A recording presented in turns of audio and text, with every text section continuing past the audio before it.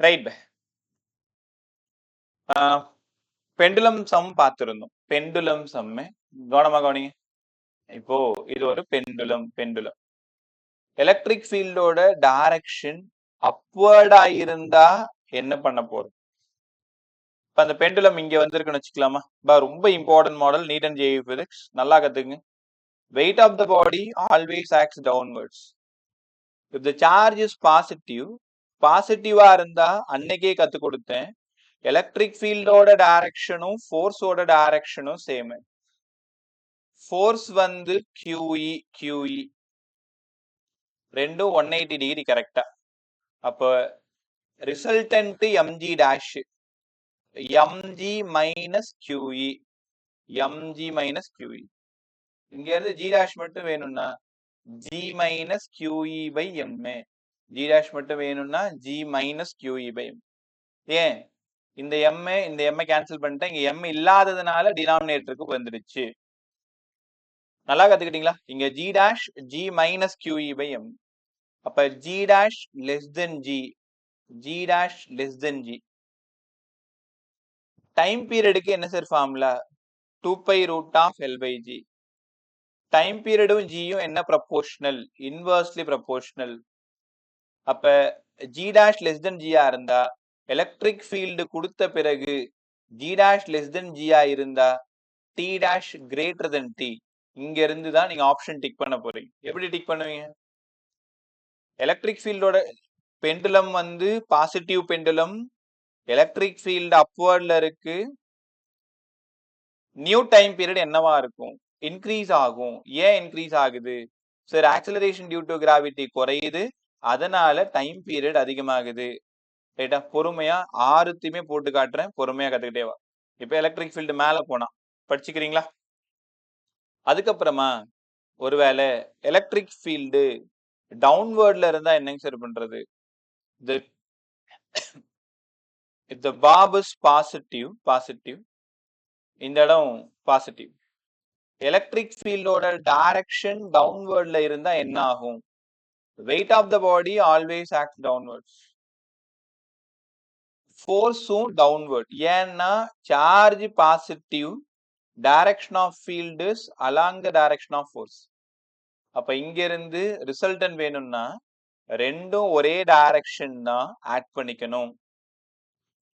mgக்கு mg, fக்கு பதிலா QE தெரியும் தானே? இங்க இருந்து mg dash. நான் என்ன பண்றேன், எல்லாத்துலயும் m ஆல டிவைட் பண்ணா இப்படி வந்துருமா நமக்கு? g plus plus. அப்ப எலக்ட்ரிக் ஃபீல்டோட டைரக்ஷன் டவுன்ல இருக்கு, பெண்டுலம் பாசிட்டிவ் பெண்டுலமா இருக்குன்னா g plus, acceleration due to gravity அதிகமாகும், டைம் பீரியட் குறையும்.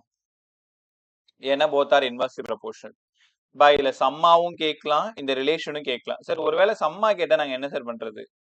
2 pi root of L by g dash, g plus QE by m வச்சு சால்வ் பண்ணணும்.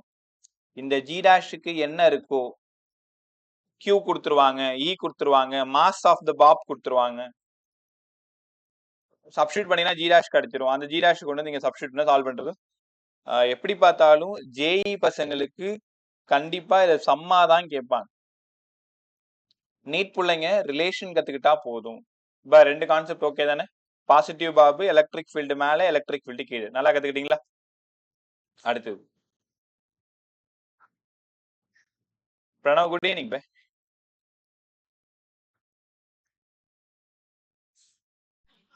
பிரணவ் சவுண்ட் செக் பண்ணிக்கோ. ரைட். அடுத்தது இந்த bob is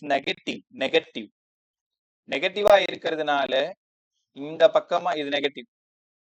electric field upward ஒரு கேஸ், டவுன்வர்டு ஒரு case. இப்ப நீங்களா யோசிங்களேன், negative, weight of the body always acts downward.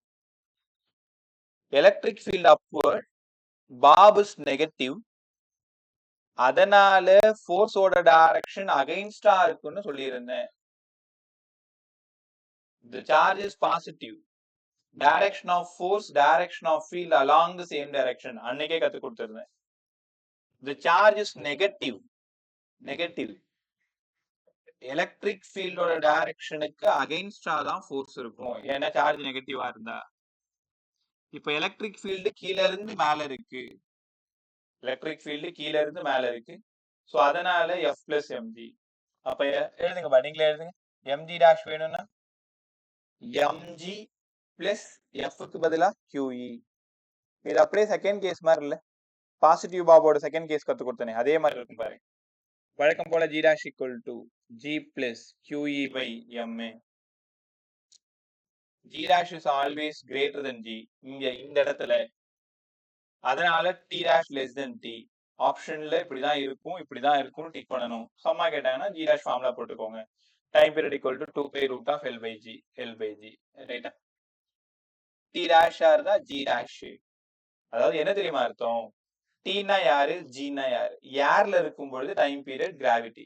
Electric field apply பண்ண பிறகு என்ன ஆகும், அதான் டி டாஷ். கத்துக்கிட்டீங்களா? பை இது இப்போ வந்து எலக்ட்ரிக் ஃபீல்டு கீழ இருந்து மேல போயிருக்கு, பொறுமையா பாத்துட்டேவா? சோ இன்னைக்கு வந்த உனக்கு நீ என்ன கத்துக்கிட்டன்றது ரொம்ப இம்பார்ட்டன்ட். 2 ஸ்பியரை நல்லா கத்துக்கலாம், அது சம்பந்தப்பட்ட ப்ராப்ளம் எல்லாத்தையும் கத்து கொடுத்துறேன். தென் இந்த சம்மையும் தெளிவா சொல்லி கொடுத்துறேன், நல்லா கத்துக்கிட்டே வாங்க. எலக்ட்ரிக் ஃபீல்டோட டைரக்ஷன் டவுன்வர்ட், பெண்டுலம் இந்த பக்கமா ஆசிலேட் ஆகுது மைனஸ். யோசிங்க sir, weight of the body always act downward.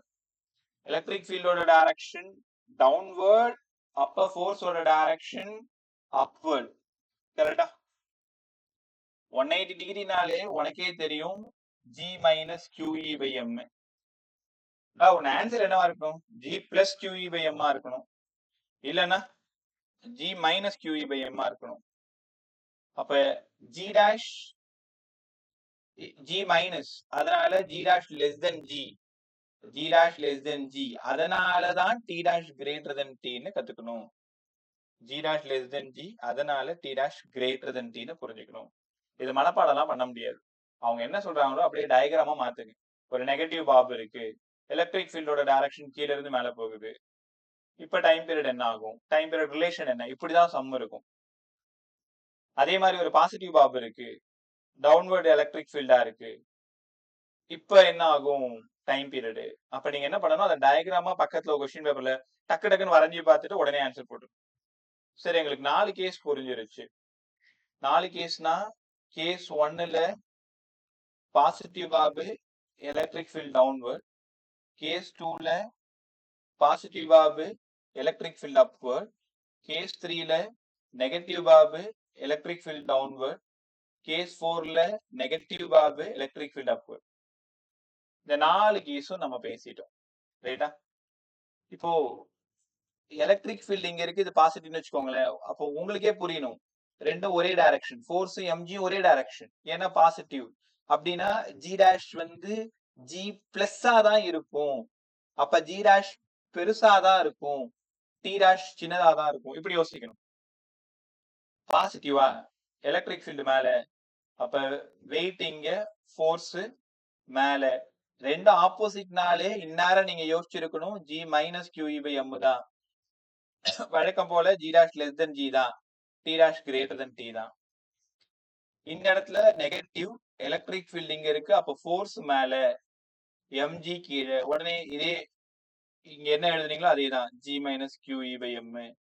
இங்கேயும் G dash less than G, T dash greater than T. இங்கேயும் weight of the body MG, field கீழ இருந்து மேல, அப்ப ஃபோர்ஸ் ஒரே டைரக்ஷனு, G dash equal to G plus QE by M. அங்க போய் நீங்க தடுமாற கூடாதுன்றதுதான் நாலுத்தையும் ஒன்னா எழுதி காட்டினேன். T dash G dash greater than ஜியா இருந்தா டி டாஷ் லெஸ் தென் டியா இருக்கும்.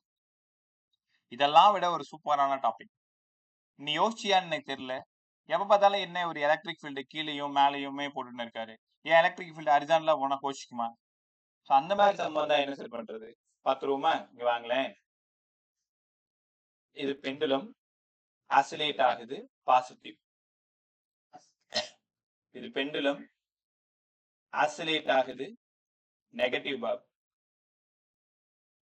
எலக்ட்ரிக் ஃபீல்டோட டைரக்ஷன் ஹரிசாண்டல் டைரக்ஷன். ஒன்னு லெஃப்ட்ல இருந்து ரைட் போகட்டும், இல்ல ரைட்ல இருந்து லெஃப்ட் வரட்டும். ரெண்டு கொஸ்டின் ஒன்னா சொல்லித்தரேன், ஏன்னா ரெண்டும் ஒரே ஆன்சர் தான். நல்லா கத்துக்குங்க, புரியலன்னா சார் என்ன கூப்பிட்டுருங்க. weight of the body always acts downwards. யாராவது யோசிங்க, எலக்ட்ரிக் ஃபீல்டோட டைரக்ஷன் ரைட்ல போகிறதுனால ஃபோர்ஸோட டைரக்ஷனும் ரைட்ல போகும். கரெக்டா 90 டிகிரியா இருக்கும். அப்ப resultant root of P square plus Q square. உங்களுக்கு புரிஞ்சிருக்கும் 90 டிகிரினாலே root of P square plus Q square. இப்ப சமீப காலமா இன்னொரு விஷயம் கத்து கொடுத்துட்டு இருக்கேன். ரெண்டு equal vector 90 degree root 2 times, ரெண்டு equal vector 60 degree root 3 times, ரெண்டு ஈக்குவல் வெக்டார் 120 டிகிரி ஒரு டைம். இப்ப ஆனா இங்க வேற வேற இருக்கு. P square plus Q square, MG the whole square, QE the whole square. இது எம்ஜி டேஷ். ஆனா எனக்கு என்ன வேணும்? ஜி டேஷ் தான் வேணும். அப்ப எம்மால டிவைட் பண்ணிடுங்க உள்ளார. G square plus QE by m the whole square. அவ்வளவு இம்பார்ட்டன்ட். மேல எல்லாம் பார்த்ததை விட இதான் ரொம்ப இம்பார்ட்டன்ட். ஹரிசாண்டல் ஆக்ட் ஆனா நீங்களே கவனிங்க. இந்த ஜி டேஷ் என்ன இருக்கு? ஜி ஸ்கொயர் பிளஸ் அப்படின்னா ஜியை விட அதிகமா இருக்கு. அதனால டி டேஷ் லெஸ் தென் டியா இருக்கு. G dash equal to root of G square plus QE by m the whole square. அப்ப பிளஸ். சார் ஒருவேளை சம்மா கேட்டா நாங்க என்ன சார் பண்றது? இதுல கண்டிப்பா சம் வரும், நல்லா கத்துக்குங்க. 2 root of L by G dash.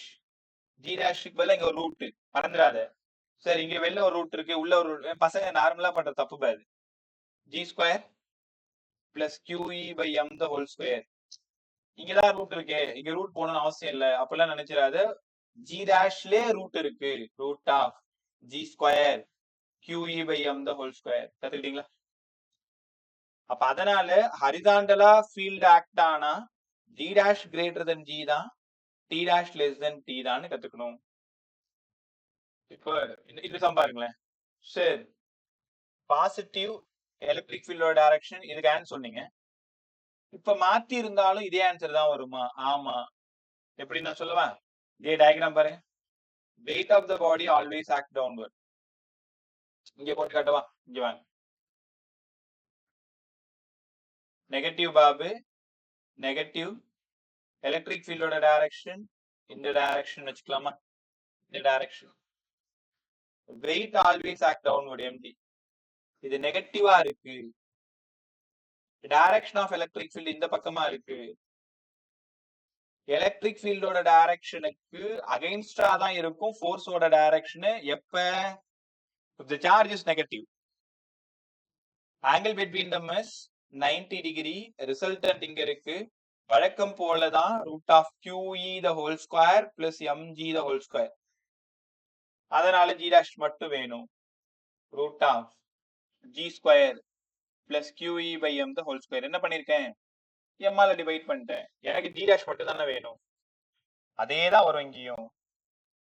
g dash greater than g இருந்தா t dash less than t இருக்கும்னு கவனமா கத்துக்கணும். ஹரிசாண்டல்ல பிரச்சனையே இல்லை. 6 கேஸ்ல நீங்க ரொம்ப ஸ்ட்ராங்கா இருக்கணும், ரொம்ப கவனமா இருக்கணும். ரைட்டா? Vertically downward, vertically upward, bob is positive. ரெண்டாவது vertically upward, vertically downward, bob negative. ஹரிசாண்டல்ல உனக்கு ஒரு பிரச்சனையுமே இல்லை. ஹரிசாண்டல் எலக்ட்ரிக் ஃபீல்டு வந்துட்டாலே நீ ஜாலி தான். So time period equal 2 root of L by G dash. G டேஷுக்கு பதிலா root of G square plus QE by m the whole square. Q கொடுக்க போறாங்க, E கொடுக்க போறாங்க, M கொடுக்க போறாங்க. G தெரியும் ஆல்ரெடி உனக்கு. 10 வச்சு சால்வ் பண்ணிக்கோ. முடிஞ்சிச்சா? இந்த ஃபீல்டு வித் பெண்டுலம் சம்மு அவ்வளவு இம்பார்ட்டன்ட். ரொம்ப சூப்பரா இருக்கும் சம்மு. அங்க சம் வரும்போது நான் உங்களுக்கு கற்றுக் கொடுக்குறேன், ட்ரை பண்ணி பாருங்க. ரைட்டா? ஆதித்யில இருந்து யோகிதா வரைக்கும் இந்த கான்செப்ட்ல ஏதாவது இன்கன்வீனியன்ஸ் இருக்கு? திரும்ப ஏதாவது சொல்லணுமா? ஸோ இல்லைன்னா சைலண்டா இரு, இருந்தா வாயத்தர. இல்ல எனக்கு இது புரியல சார், இது சொல்லி கொடுங்க. அந்த மாதிரி ஏதாவது இருக்கா? சொல்லுமா சார். அந்த எலக்ட்ரிக் ஃபீல்ட் அப்வர்ட் டவுன்வர்ட் கேஸ்ல ஏன் sir G minus QE by m வருது? Electric field upward and downward கேஸ்ல ஏன் மைனஸ் போடுறீங்க? ரைட்டா? சில இடங்கள்ல ஏன் மைனஸ், சில இடங்கள்ல ஏன் பிளஸ். பிளஸ்க்கு காரணம் தெரியுதாமா? சார் அது ஓகே தான் சார். ஏன் G minus QE by m வருது? ஏன் QE சத்தமா மைனஸ் பேசுமா சார்? ஏன் G minus QE by m வருது? ஏன் ஜி ஏன் மைனஸ் வந்து கியூஇ பை எம் எழுதுறோம் அதானே? ஏன் வந்து ஓகே. நம்ம QE by M போடாம QE by M minus G போடாம அப்படி போடலாம்னு கேக்குறேன் சார். ஏன்னா ஃபோர்ஸை கம்பேர் பண்ணும் பொழுது வெயிட் தான் அதிகமா இருக்கும். எலக்ட்ரிக் ஃபீல்டால வர்ற ஃபோர்ஸை கம்பேர் பண்ணும் பொழுது வெயிட் ஆஃப் த பாப் தான் அதிகமா இருக்கும். ஏன்னா இங்க மாஸ் மேசிவ் ரைட்டா? அங்க சார்ஜ் பாத்தீங்கன்னா 1.6 into 10 power minus 19 மைனஸ்ல இருக்கும் சார்ஜ். உனக்கு ஈஸியா புரிய வைக்கிறேன். நீ கேட்கிற கேள்வி எனக்கு புரியுது. சரி, இது எம்ஜி, இது கியூஇ, இது எனக்கு புரிஞ்சிருச்சு.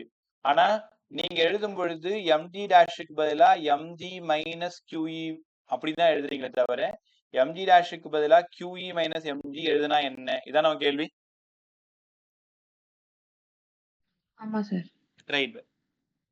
இப்போ சார்ஜ் எப்படினாலே charge 1.6 into 10 power minus 19 coulomb. அது எலக்ட்ரானா இருந்தா இதேதான், புரோட்டானா இருந்தாலும் அதேதான். நீ எவ்வளவுதான் சார்ஜ் இன்க்ரீஸ் பண்ணா கூட மைனஸ் 19 கூலும். ஆனா மாஸ் அப்படி இல்லையே.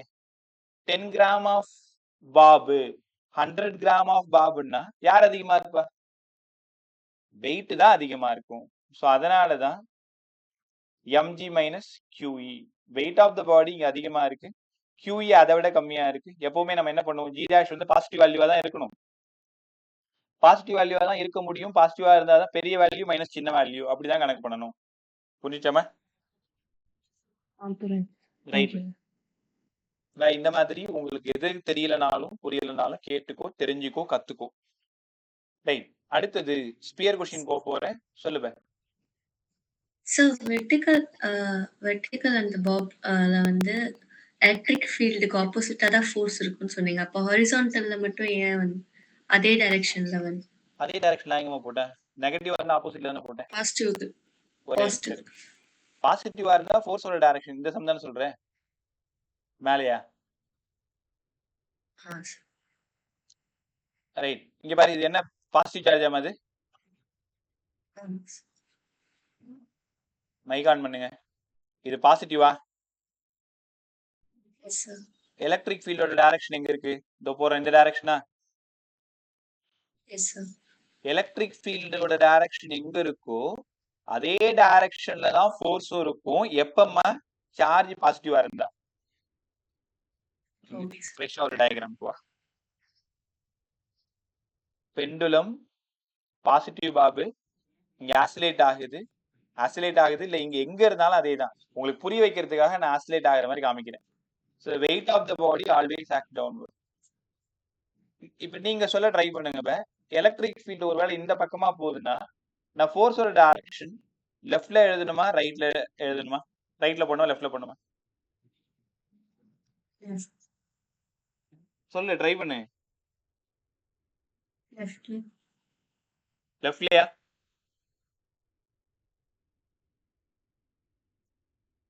ஹெட்செட் இல்லாதனால ஓப்பனா தான் சொல்லணும். கொஞ்சம் நல்லா சொல்லுங்க, சத்தமா சொல்லுங்க. லெஃப்ட். ஓகே. ஏமா லெஃப்ட்? பாசிட்டிவ் சார்ஜ் இருக்கறனால same direction. The charge is positive, direction of force is along the direction of field. அப்ப ரிசல்ட் இங்க இருக்குமா? கத்துக்கிட்டியா? அதனாலதான் ஃபீல்டோட டைரக்ஷனும் ஃபோர்ஸோட டைரக்ஷனும் ஒரே டைரக்ஷனா இருக்கும் when the charge is positive. இதே கற்பனை பண்ணி பாருங்க, நெகட்டிவா இருந்தா வெயிட் கீழே, எலக்ட்ரிக் ஃபீல்டு லெஃப்ட்ல, ஃபோர்ஸ் ரைட்ல. ஆனாலும் ரிசல்ட் இதேதான் 90 டிகிரி 90 டிகிரி. அதனாலதான் இந்த கேஸ்ல என்ன மாறுறது கிடையாது, ஜி டேஷ் மாறுறது கிடையாது. G dash equal to g square plus QE by m the whole square. புரிஞ்சுக்க முடியுதா? ரைட். நம்ம அடுத்து போலாமா? ஸ்பியர் கொஸ்டின் போயிடும். இன்னும் ஜாலியா இருக்கு பாருங்க. பசங்களை நினைச்சாதான் கொஞ்சம் வருத்தமா இருக்கு. எல்லாருக்கும் லீவ் தேவைதான் படுது. இப்ப லீவ் இருந்ததுன்னா ஜாலியா வெளில போலாம், எல்லாம் பண்ணலாம். பட் சின்ன சின்ன விஷயத்தை மிஸ் பண்றது ரொம்ப தப்பு. ஒரு கிளாஸ் கூட இந்த வருஷம் ஃபுல்லா மிஸ் ஆகக்கூடாதுன்னு தான் வேலை செஞ்சுட்டு இருக்கு. ஸ்டார்டிங்ல நீங்க பாத்துட்டு இருப்பீங்க, ரொம்ப ரேரா தான் கிளாஸ் கேன்சல் ஆகும். ஏன்னா அந்த 1 hour அவ்வளவு கத்து கொடுத்தணும். 5-10 நிமிஷம் கூட அதுல வெட்டியா நம்ம கதை பேசி வீணாக்க கூடாதுன்றதுலாம் ரொம்ப கவனமா இருக்கு. நடுவில் ஏதாவது நீங்க டயர்ட் ஆகிற மாதிரி இருந்தீங்கன்னா ஏதாவது வெட்டியா ஒரு கதை பேசுவோம். ரைட். சரி, பரவாயில்ல. சவுண்ட கம்மியா வை. பார்க்கலாமா? Electric field due to hollow sphere, electric field due to solid sphere. இப்போ அந்த கொஸ்டின் ரெண்டுமே எவ்வளவு இம்பார்ட்டன்ட் வேணாலும் போட்டுக்கோங்க. ஒரு 1000 ரூபாய்க்கு இம்பார்ட்டன்ட்னா 1000 ரூபாய்க்கு இம்பார்ட்டன்ட், 10,000 ரூபாய்க்கு இம்பார்ட்டன்ட்னா 10,000 ரூபாய்க்கு important.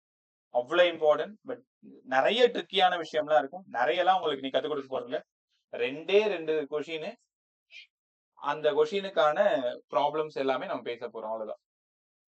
Electric field due to கொஸ்டினை கவனமா படிங்க. ஹாலோ ஸ்பியர்னாலும் இதான் ஆன்சர், ஸ்பெரிக்கல் ஷெல்லுனாலும் இதான் ஆன்சர், சாலிட் கண்டக்டிங் ஸ்பியர்னாலும் இதான் ஆன்சர். 3 பேர் தான் மாறுது, எல்லாம் ஒரே ஆன்சர் தான், குழப்பிக்காதீங்க. முதல்ல இந்த மாதிரி கொஸ்டின் வந்தா நீங்க என்ன பாடின்றத உங்க பென்சிலால கோடு போட்டுக்கணும். ஹாலோ ஸ்பியர் கேக்குறாங்க, ஸ்பெரிக்கல் ஷெல் கேக்குறாங்க, சாலிட் கண்டக்டிங் ஸ்பியர் கேக்குறாங்க, அந்த மாதிரி. ரைட்டா? இது இந்த 3மே கொஸ்டின்ல இருந்தாலும் ஒரே ஆன்சர் தான். செக் பண்ணுங்க. இப்போ இந்த ஸ்பியரோட ரேடியஸ் வழக்கம் போல r, ஹாலோனாலும் ஸ்பெரிக்கல் ஷெல்லுனாலும் சாலிட் மறந்துடாத கண்டக்டிங். அப்ப சார்ஜஸ் எங்க உட்கார்ந்துருக்கும்னா சர்ஃபேஸ்ல தான் உட்கார்ந்துருக்கும். இதான் உங்களுக்கான ஹிண்ட். சாலிட் கண்டக்டிங்னாலும் ஹாலோனாலும் ஸ்பெரிக்கல் ஷெல்லுனாலும் சாலிட் எங்க உட்கார்ந்துருக்கும்? அந்த ஃபுட்பால் மேல. நீங்க அதை புரிஞ்சுக்கிறதுக்காக ஃபுட்பால் வாலிபால் மாதிரி நினைச்சுக்கோங்க. அந்த ஃபுட்பாலோட மேல சார்ஜஸ் எல்லாம் உட்கார்ந்துருக்கும். இங்க இருந்து அவுட் சைட்ல எலக்ட்ரிக் ஃபீல்டு எவ்வளோ, மேல ஆன்ல எலக்ட்ரிக் ஃபீல்டு எவ்வளோ, இன்சைட்ல எலக்ட்ரிக் ஃபீல்டு எவ்வளோ, இந்த 3 கேள்விக்கு நம்ம விடை தேடி போயிட்டு இருக்கோம். சார் ஃபர்ஸ்ட் கேஸ் சொல்லி கொடுங்க. அவுட் சைட்னா r greater than r தானே, r greater than r. இங்க இருக்கிற சார்ஜஸ் நான் Qன்னு எடுத்துக்கிறேன். எலக்ட்ரிக் ஃபீல்டுக்கு நீங்க கத்து கொடுத்த ஃபார்முலா kq/r² கத்து கொடுத்தீங்க, ஞாபகம் இருக்கா? Electric field kq/r². இல்லன்னா kக்கு பதிலா 1/4πε0ன்னு எழுதிக்கோங்க, q/r². பாருங்க, r பெருசா இருக்கு, அவுட் சைட். அப்ப q/4πε0r². இதெல்லாம் முக்கியம் இல்ல, இந்த பாக்ஸ் தான் ரொம்ப இம்பார்ட்டன்ட். ஃபீல்டுக்கும் டிஸ்டன்ஸுக்கும் என்ன சம்பந்தம்? Inversely proportional. என்ன அர்த்தம்னா டிஸ்டன்ஸ் அதிகமாக அதிகமாக அதிகமாக ஃபீல்டு குறையும். ஏன்? நீங்களாம் சின்ன பிள்ளை விளையாண்டுருப்பீங்க, 2 மேக்னெட் வச்சு விளையாண்டு இருப்பீங்க. 2 மேக்னெட் ஓடி போய் ஒட்டிக்கும். ஒட்டினதுக்கு அப்புறம் 2 மேக்னெட்டையும் பிரிச்சு உங்க லெஃப்ட் ஹேண்டையும் ரைட் ஹேண்டையும் கொஞ்சம் தூரமா கொண்டு போங்களேன். நீங்களே அந்த ஃபீல்ட ஃபீல் பண்ணுவீங்கல்ல. உன் கையை இழுக்கிற மாதிரியோ உன் கையை தள்ளுற மாதிரியோ நீங்க அதை பார்க்க முடியாது, உணர்வீங்க தானே? அந்த மாதிரிதான் நீங்க மேக்னெட்டை பிரிச்சு தூரமா போக போக போக போக டிஸ்டன்ஸ் குறையும், டிஸ்டன்ஸ் அதிகமாகும், அதனால ஃபீல்டு குறையும். அதே காசு தான் இங்கேயுமே. இந்த பாடியில இருந்து நீ தூரமா போக போக போக போக ஃபீல்டு குறையும், டிஸ்டன்ஸ் அதிகமாகும். எல்லாரும் படிக்கணும். r greater than rனா அவுட் சைடு, e = kq/r². சம்மாவும் கேட்கலாம், ப்ரொபோர்ஷனாலிட்டியும் சம் கேட்கலாம். நிறைய சம் இருக்கு, ஆலன்லயே சொல்லித்தரேன். Is proportional to 1/r². சரி, அடுத்தது ஆன் த சர்ஃபேஸ். அப்படியே படிச்சு முடிச்சியா? On the surface. On the சர்ஃபேஸ்னா எங்கன்னு சரி, ஆன் த சர்ஃபேஸ்னா இந்த இடம், சர்ஃபேஸுக்கு மேல, ஃபுட்பாலோட மேல r = r. அப்ப r = rனா என்ன ஆகும்? வழக்கம் போல எலக்ட்ரிக் ஃபீல்ட் ஆன், சார்ஜஸ் எல்லாம் சர்ஃபேஸ்ல உட்கார்ந்துருக்கு. kq/R². ஏன்னா மேல r இருக்க வேண்டிய இடத்துல r போயிடுச்சு. கத்துக்கிட்டீங்களா? இது 2வது. 3வது கேஸ் இன்சைட். இன்சைட்னா இன்சைட்ல ஃபீல்ட் வேணும். ஏன்னா சொல்லுங்க, ஃபீல்ட் என்னவா இருக்கும்? இன்சைட்ல ஃபீல்ட் என்னவா ஜீரோ இருக்கும்? சார். 0. ஏன் பா 0?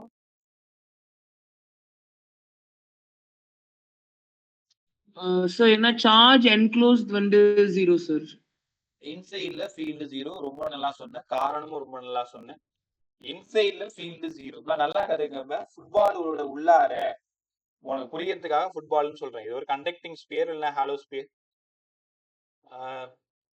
ஸ்பெரிக்கல் ஷெல்லா இருக்கலாம். ஜெனரல் ஃபார்முலா என்னன்னா k q dash by r ஸ்கொயர்னு எடுத்துக்கோங்க. ஆனா இன்சைட்ல there is no charge. அப்ப இன்சைட்ல சார்ஜஸ் இல்ல. சார்ஜஸ் எங்க உட்கார்ந்து இருக்குன்னா சர்ஃபேஸ் மேலதான் சேர் போட்டு உட்கார்ந்து இருக்கு. உள்ளுக்குள்ளார சார்ஜஸே இல்ல. அப்புறம் எப்படி ஃபீல்டு இருக்கும்? 0. ரொம்ப இம்பார்ட்டன்ட். அதிக முறை கேட்ட கொஸ்டின் இந்த இன்சைட் கொஸ்டின். 0ன்னு தெரியாத நம்பரை போட்டு சப்ஸ்டியூட் பண்ணிடக்கூடாது. ரைட்டா? இப்போ அதுக்கு கிராஃப் போட்டுருவோமா? இப்ப நீங்களே யோசிங்க. என் கூடவே படிச்சிடணும். இன்னொரு டைம்லாம் படிக்கிறதுக்கு நேரம் எடுத்துக்கூடாது. அதை விட உனக்கு வேற வேலையே கிடையாது. நீ போனா சம்ம தான் போட்டு பார்க்கணும். இன்சைடா அவுட் சைடா ஆனா பார்த்துக்கிட்டோம். இது அவுட் சைட்ஸ். அவுட் சைடு என்னடா formula? K Q by R squares. On என்னடா ஃபார்முலா?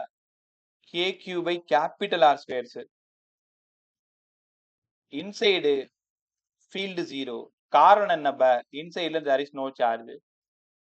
ப்ரப்போர்ஷனாலிட்டி சொல்லுங்களேன். இங்க இன்வெர்ஸ்லி ப்ரப்போர்ஷனல். இது தேவையில்லை. இங்க இன்சைடு ஃபுல்லா 0. இப்ப இந்த கிராஃப் எப்படி வரும்னு நினைக்கிறீங்க? கிராஃப்ல கவனமா கவனிங்க. டிஸ்டன்ஸுக்கும் ஃபீல்டுக்கும் கிராஃப் டிராப் பண்றேன். R equal to 0. R equal to 0னா என்ன அர்த்தம்? சென்டர். வர வர வர ஆர் அதிகமாகுதா? அப்ப up to R equal to R வரைக்கும் வரீங்க. இது வரைக்கும் வரீங்க. ஆர் ஈக்குவல் டு ஆரா இருக்கும் பொழுது மட்டும்தான் ஃபீல்டு எங்க ஸ்டார்ட் ஆகுது? ஆர் ஈக்குவல் டு ஆரா இருக்கும் பொழுது k Q by R square. then inversely proportional E is proportional to 1 by R square. இங்க இன்சைடு 0. உங்களுக்கு ஒரு விஷயம் தெரியுமா? ஒருவேளை இது உங்க போர்டுக்கே ரொம்ப இம்பார்ட்டன்ட் கொஸ்டின். ஒருவேளை இந்த இடத்துல அப்படி கோடு போட்டீங்கனாலே இந்த கிராஃப் தப்பு. கோடு போட்டீங்கன்னா இந்த கிராஃப் வேற ஒரு கிராஃபா மாறிடும். பொட்டென்ஷியல் கிராஃபா மாறிடும். அப்ப இந்த கோடு இங்க போடக்கூடாது. வெறும் எம்டியா தான் இருக்கணும். அப்பதான் இ வந்து 0ன்னு தெரியும் இன்சைட்ல. இதே கிராஃப் எங்க படிச்சீங்க? கிராவிடேஷன்ல படிச்சீங்க. தலைகீழ போட்டுன்னா கிராவிடேஷனல் ஃபீல்டுக்கும் டிஸ்டன்ஸுக்கும் இதே ஹாலோஸ்பியர். அதான் ஏற்கனவே சொன்னல, கிராவிடேஷன் அண்ணன், எலக்ட்ரோஸ்டாட்டிக்ஸ் தம்பி. அப்படியே ஒரே மாதிரி இருக்கும். கிராவிடேஷனை படிச்சுட்டு அப்படியே பக்கத்துல சென்னா எலக்ட்ரோஸ்டாட்டிக்ஸ் படிச்சீங்கன்னா சரியா போயிடும். இப்ப இங்க இருக்கிற ஆலன் பசங்க, பாண்டி ஆலன், இந்தியாவில் இருக்கிற எல்லா ஆலன்லயுமே என்ன பண்ணுவாங்கன்னா 11th அப்ப கிராவிடேஷன் நடத்த மாட்டாங்க. இந்த எலக்ட்ரோஸ்டாட்டிக்ஸ் நடத்தி முடிச்சுட்டு தான் நடத்துவாங்க. இந்த வருஷம் உங்க ஸ்கூல்ல என்ன பண்ணிருக்காங்கன்னு தெரியல. நடத்தினாங்களா பாருங்க. Lohitha, Arjun 11th yes sir. Gravitation நடத்தினாங்களா? கிராவிடேஷன் நடத்துறாங்க சார். நடத்துனாங்க சார். இந்த வருஷம் நடத்திருக்காங்களா? Okay right. இப்போ லாஸ்ட் இயர் வரைக்கும் அவங்க என்ன பண்ணுவாங்கன்னா எலக்ட்ரோஸ்டாட்டிக்ஸ் முடிச்சுட்டு கிராவிடேஷன் நடத்துவாங்க. இப்போ இங்கேயுமே நான் அதான் பண்ணுவேன். என்ன ரிப்பீட்டா இருக்குமே அப்படிதான் சொல்லி தருவேன். என்ன காரணம் அப்படின்னா கிராவிடேஷன் என்னெல்லாம் படிச்சீங்களோ ஒண்ணு இல்லைங்க பாரு. ஃபோர்ஸுக்கு ஜி எம்எம் பை ஆர் ஸ்கொயர்னு அங்க படிச்சீங்க. இங்க ஜியை தூக்கிட்டு k Q Q by R square, அவ்வளவுதான். அப்படியே பார்த்து காப்பி அடிக்கலாம். கிராவிடேஷன்ல இருந்து எலக்ட்ரோஸ்டாட்டிக்ஸா மாத்துறது ரொம்ப ஈஸி. ஃபீல்டுக்கு ஜிஎம் பை ஆர் ஸ்கொயர், இங்க ஃபீல்டுக்கு K Q by R square. Potential அங்க ஜிஎம் பை ஆர், இங்க potential K Q by R. அங்க பொட்டென்ஷியல் எனர்ஜி ஜிஎம்எம் பை ஆர்னு படிச்ச, இங்க potential energy K Q Q by ஆர்னு படிக்க போற. ஒரே மாதிரி இருக்கு. அங்க ஜி கான்ஸ்டன்ட், இங்க கே கான்ஸ்டன்ட். கத்துக்கிட்டீங்களா? இப்ப அவுட் சைடு ஆன் இன்சைட் தெளிவா தெரிஞ்சுக்கும். கிராஃப் ஒழுங்கா தெரிஞ்சுக்கும். இ 0னா 0 தான். அங்க ஒரு சின்ன கோடு கூட நீங்க போடக்கூடாது. அதுக்கப்புறம் field is proportional to 1 by r ஸ்கொயர்னு கவனமா கத்துக்கணும். கத்துக்கிட்டீங்களா? எல்லாரும் ஓகே தான். அடுத்த படி போலாமா? அப்போ outside and inside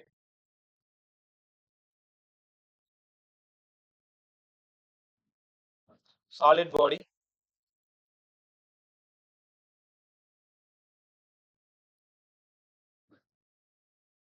solid non-conducting, solid non-conducting. நல்லா கத்துக்கோங்க. Hollow, spherical shell, solid, conducting. அந்த 3 கேள்வி இருந்தா அந்த 3 கேள்வி அதான் ஆன்சர். சாலிட் நான் கண்டக்டிங் தான் நீங்க ரொம்ப கவனமா இருக்கணும். கேர்ஃபுல்லா கவனிங்க. சாலிட் நான் கண்டக்டிங்னா என்ன சார் அர்த்தம்? சார்ஜஸ் எல்லாமே இன்சைட்ல இருக்கும். இன்சைட்ல செப்பரேட் ஆயிருக்கும் சார்ஜஸ் எல்லாமே. வழக்கம் போல radius of the sphere outside, and inside. கவனமா கவனிங்க. ஆர் கிரேட்டர் தென் ஆர் அப்படின்னா அவுட் சைடு. அவுட் சைடுக்கு அதே ஃபார்முலா தான், அங்க என்ன படிச்சியோ அதே தான். E outside. அப்ப ஈக்கு ஆருக்கு என்ன சம்பந்தம்? Proportional to 1/r². அவ்வளவுதான். ஆன் த சர்ஃபேஸ் மறுபடியும் அதே தான், E = kq/R². ஆனுக்கு நீங்க ப்ரொபோர்ஷனாலிட்டி எல்லாம் போட தேவையில்லை. ஆன் த சர்ஃபேஸ் தான் அதிகமா இருக்கும். ஃபீல்டு எங்கடா அதிகமா இருக்கும்? ஆன் த சர்ஃபேஸ் அதிகமா இருக்கும். ரைட்டா? இது r greater than r, r equal to r. But இன்சைட்னு வரும்பொழுது தான் இன்னும் கவனமா இருக்கணும். இது நான் எப்படி சால்வ் பண்றேன்னு பாருங்க. கேர்ஃபுல்லா கவனி. ரெண்டு பாடிக்குமே ஆனும் அவுட் சைடும் ஒரே ஃபார்முலா தான். ஹாலோவா இருந்தாலும் நான் கண்டக்டிங்கா இருந்தாலும் அவுட் சைடுக்கும் அதே தான், ஆனுக்கும் அதே தான். இன்சைடு 0வா இருந்தா ஹாலோ, இன்சைடுக்கு ஏதாவது வேலிட் இருந்தா சாலிட் நான் கண்டக்டிங். அது எப்படி டெரைவ் பண்ணுன்னு பார்த்து ஒரு டைம் டெரைவ் பண்ணி வச்சுக்கோங்க. வழக்கம் போல ரேடியஸ் ஆர். இன்சைட்னா இந்த இடம், ஏதோ ஒரு இடத்துல இந்த இடம் ஆர். அப்போ இதை மட்டும் நான் ஒரு ஸ்பியரா கன்சிடர் பண்ணணும். இங்க இருக்கிற சார்ஜ் மட்டும் Q'. ரைட்டா? என் கேள்வி என்னன்னா, இன்சைட்ல எலக்ட்ரிக் ஃபீல்டு K(Q'/R²), இந்த டிஸ்டன்ஸ் ஸ்கொயர் R². சார் இந்த Q' எப்படி கண்டுபிடிக்கிறது? யாராவது சொல்ல ட்ரை பண்ணுங்க. சும்மா ஜெனரலா கேட்கிறேன். உங்களுக்கு ஏதாவது ஒரு சாக்லேட் பிடிக்குதுன்னு வச்சுக்கேன். நிஷாந்த் எங்க நடுவில் இருக்கலாம் போயிட்டேன். சார் கனெக்டிவிட்டி இஷ்யூ ஆகுது. ரைட். இப்ப நான் ஒரு ஜெனரலா ஒரு கொஸ்டின் கேட்கிறேன், தெரிஞ்சவங்க சொல்லுங்க. சும்மா ஜாலியா. உனக்கு ஏதோ ஒரு சாக்லேட் பிடிக்குதுன்னு வச்சுக்கோங்க. ஏதோ ஒரு விஷயம் பிடிக்குது. இப்ப நான் பிடிக்குதுன்னு சொல்லும் பொழுதே உனக்கு ஏதாவது ஒண்ணு ஞாபகம் வரும். இப்ப ஏதோ ஒரு விஷயம் உனக்கு ரொம்ப நல்லா பிடிக்குது, அது கவுண்டபிளா இருக்குன்னு வச்சுக்கோங்களேன். என்ற மாதிரி இருக்கு, அந்த மாதிரின்னு வச்சுக்கோங்களேன். இல்ல பேனா, பென்சிலு, ஏதோ ஒண்ணு பிடிக்குது. ரைட்டா? நான் கேட்கறதுக்கு பதில் சொல்லுங்க. ஒரு பாக்கெட்டு, அந்த பாக்கெட்ல 10 பீசஸ் இருக்கு. அது சாக்லேட்டா இருக்கலாம், பென்னா இருக்கலாம், இல்ல உனக்கு பிடிச்ச ஏதோ ஒரு விளையாட்டு பொருளா இருக்கலாம். 10 பீசஸ் இருக்கு. அந்த 10 பீசஸோட டோட்டல் அமௌண்ட் 100 ரூபாய். ஒரு பாக்கெட்ல 10 பீஸ் இருக்கு, டோட்டல் அமௌண்ட் 100 ரூபாய். அதுல 4 பீஸோட அமௌண்ட் என்னவா இருக்கும்? 25. எவ்வளவுமா? 25. 25ஆ? ஏன் 25? 10 பீஸ் 100 rupeesமா, 4 பீஸ் 40 சார். 40. நீ என்ன பண்ணிருக்கனா 100/4 டிவைட் பண்ணிட்ட இல்லையாமா? Yes, sir. அந்த மாதிரி செய்யக்கூடாது. எல்லாருக்கும் 14 தெரியுது இல்ல? எல்லாருக்கும் 14 தெரியுது. ரைட்டா? இது எப்படி சார் சால்வ் பண்றது? நான் சொல்ல போற கதைக்கும் இந்த கொஸ்டினுக்கும் சம்பந்தம் இருக்கு. நல்லா கவனி. ஏதோ இருந்தாலும் வெளில இருக்கிறதா பேசிட்டு இருக்காரு அப்படின்னு நினைச்சுன்னு இருக்காரு. இங்க பாரு, ஒரு ப்ராடக்ட் 10 பீசஸ் 10 பீசஸ் 100 ரூபாய்னா 4 பீஸ் எவ்வளோ? 40 ரூபாய். நீங்க தான் சொன்னீங்க, அழகா சொன்னீங்க. அப்ப total rupees by total number into எனக்கு என்ன நம்பர் வேணும் அது. 4 வேணும்னா 4, 3 வேணும்னா 3.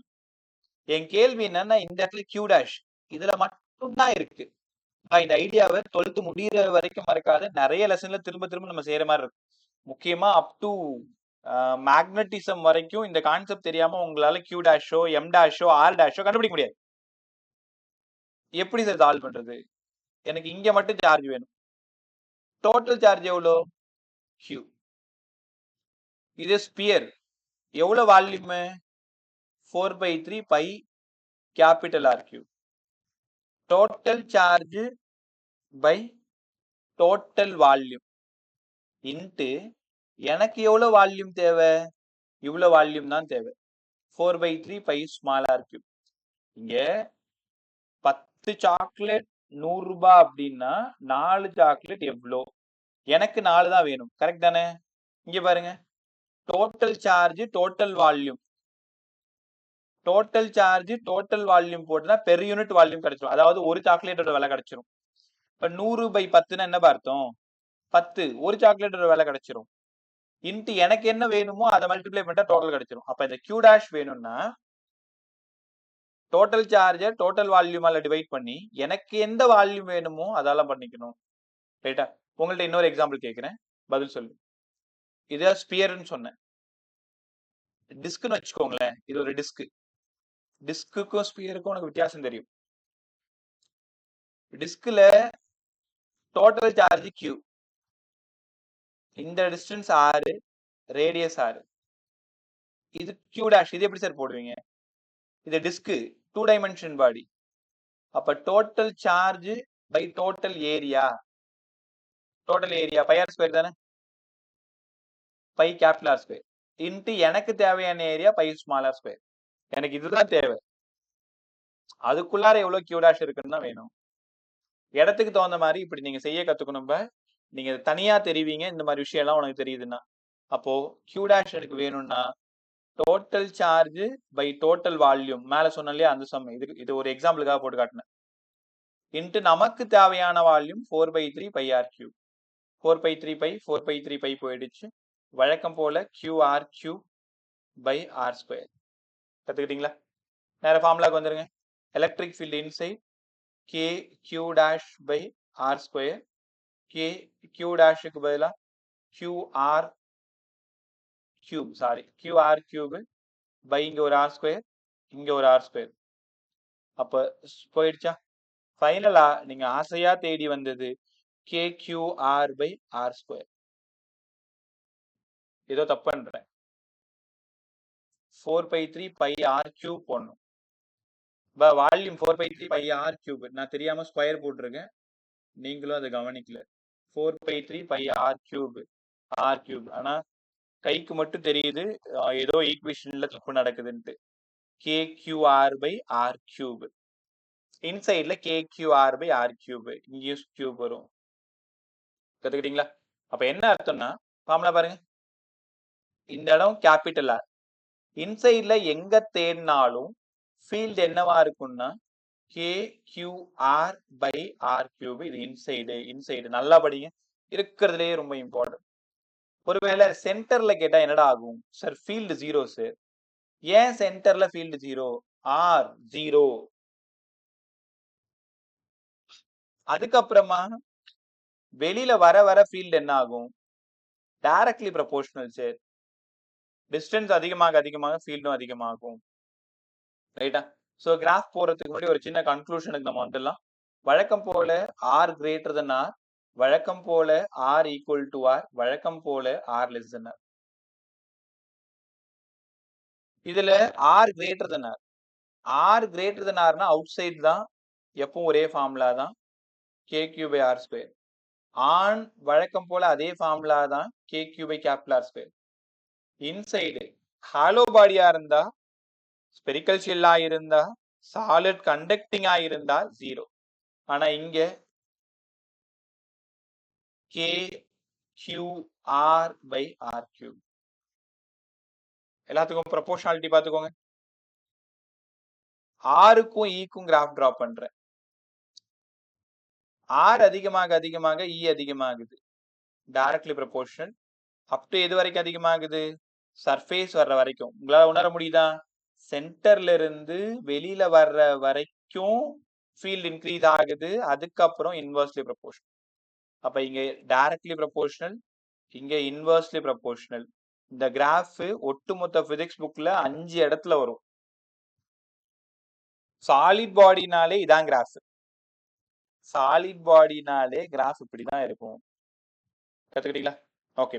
இப்போ உங்ககிட்ட ஒரு கேள்வி, பதில் சொல்லுங்க. ரெடி ஆயிக்கோ. Radius of sphere is 10 centimeter. இந்த body hollow body, solid conducting body, spherical shell. 12th சென்டிமீட்டர்ல ஃபீல்டு E1, 8th சென்டிமீட்டர்ல ஃபீல்டு E2. நான் டயக்ராம் போறதுனால ஒருவேளை நீ கண்டுபிடிச்சிருக்கலாம். E1க்கு என்ன ஃபார்முலா யூஸ் பண்ணுவேன்? பாயத்தர E1க்கு என்ன ஃபார்முலா KQ யூஸ் by பண்ணுவேன்? small r square, sir. GM by small r square. ஏன் GM by small r square?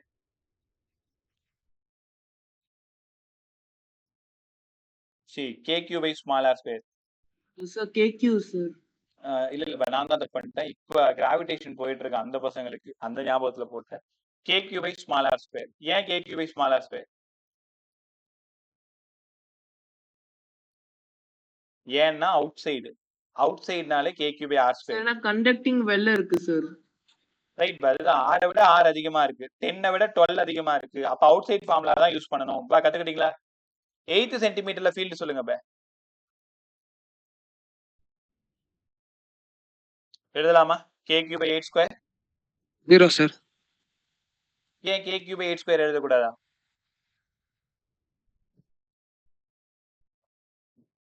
நான் ஃபீல்ட் இன்சைட் 0 இல்ல சார். புரியல. Field inside 0 sir. Field inside 0 கரெக்டா சொல்லணும் சார். R 10 சென்டிமீட்டர், நீங்க கேட்டுக்கிறது 8th சென்டிமீட்டர்ல கேட்டிருக்கீங்க அப்படின்னா அது இன்சைடுனா ஃபீல்டு 0.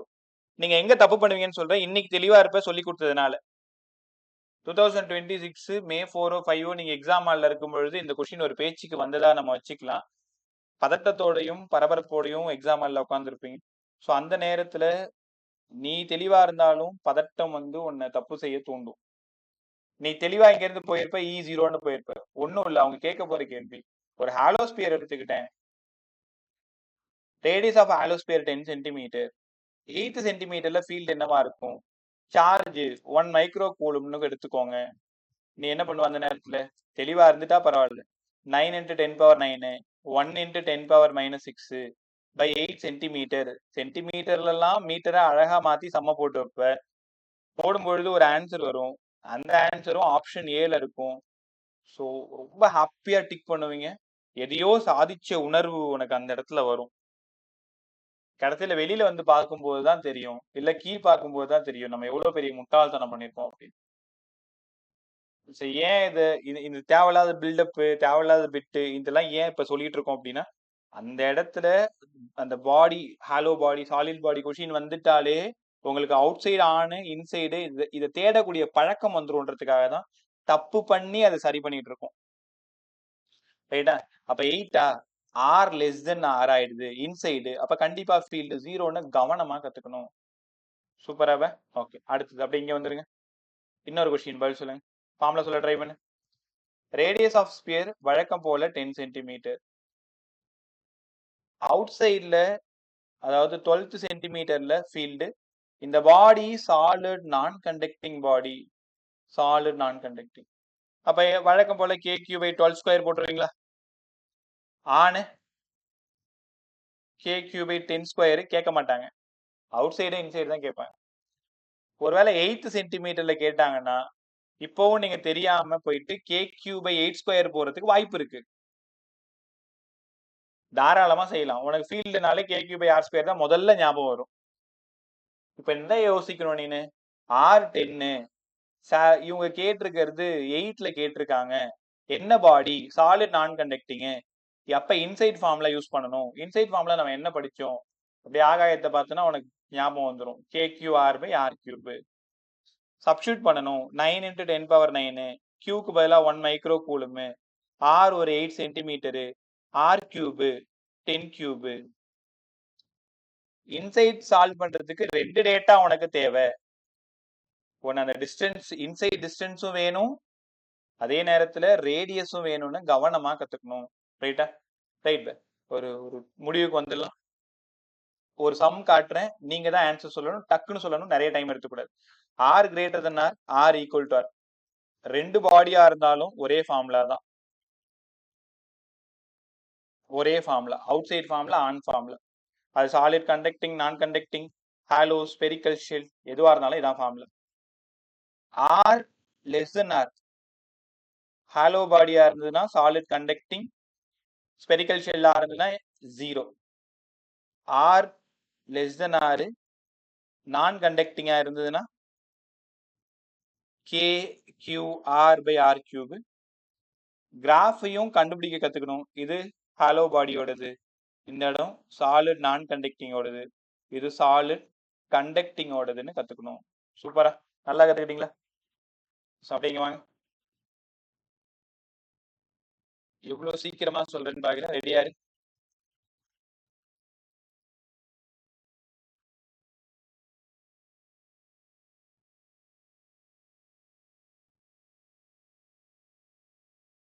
கொஸ்டின் நம்பர் 33 சால்வ் பண்ணு.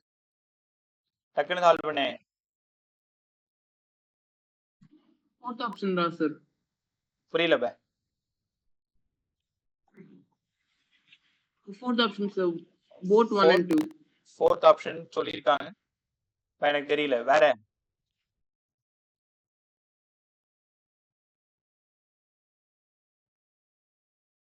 மத்தவங்க யோகிதா Fourth option தான் sir. Fourth option. Fourth option sir. Right பே. பிரணவ் ஆப்ஷன் பே. நிஷாந்தினி, ரோஹித், யோகிதா ஆப்ஷன் மே.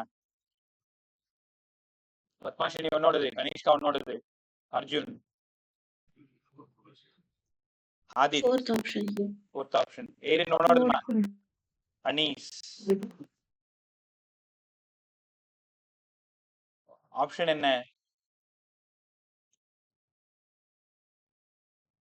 ஜெயஸ்டிகா உன்னோட option May.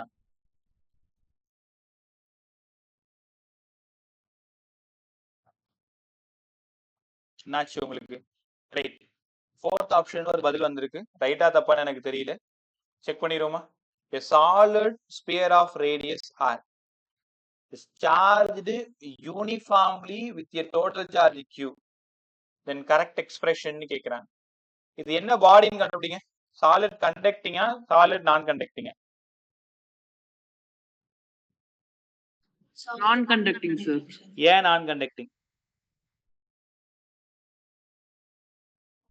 Charge is uniformly Solid distributed. sphere ன்னு சொல்லிருக்காங்க சார். அவ்வளவுதான், அழகான வார்த்தை. சாலிட் யூனிஃபார்ம்லி ஸ்ப்ரெட் ஆயிருக்குன்னு அர்த்தம். அப்ப யூனிஃபார்மா ஸ்ப்ரெட் ஆயிருக்குன்னா அது என்ன பாடி அர்த்தம்? இன்சைட்ல இருக்கு சாலிட் நான் கண்டக்டிங்னு அர்த்தம். அப்ப ஆர் லெஸ் தென் ஆர்னா KQR/R3 சொல்லி கொடுத்தாரு. ரைட்டு. ஆறு கிரேட்டர் தென் ஆரா இருந்தா KQ/R². ஈக்குவல் டு ஆரா இருந்தா இங்க ரெண்டுமே இருக்கு. ஈக்குவல் டு ஆரா இருந்தா இந்த ஆரை தூக்கிட்டு ஆர் போட்டுக்கணும். ரைட்டா? ஆப்ஷன் 1 ரைட்டு, 2 ரைட்டுன்னு கத்துக்கணும். சூப்பரா இருந்துச்சு சம்ம. இதே மாதிரிதான் சம்ம இருக்கும். 35 டக்குன்னு ஆன்சர் அடிங்க. ஓப்பா இது பண்ண முடியாது, ஃபிளக்ஸ் நான் சொல்லி தரல. வெயிட் பண்ணி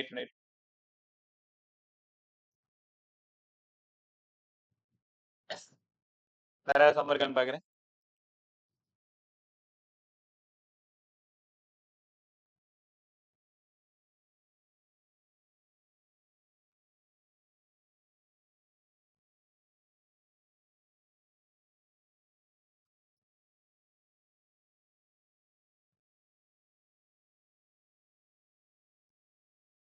ஒரு நிமிஷம், அது சூப்பரா ஒரு சம் மாட்டிச்சு.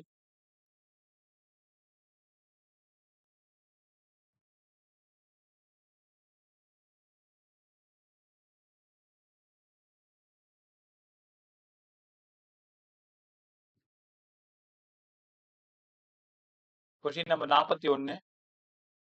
டைம் எடுத்துக்கோங்க. ரெக்கார்டர் ஆஃப் பண்ணிடுறேன். நான் அடுத்த கிளாஸ் 6:10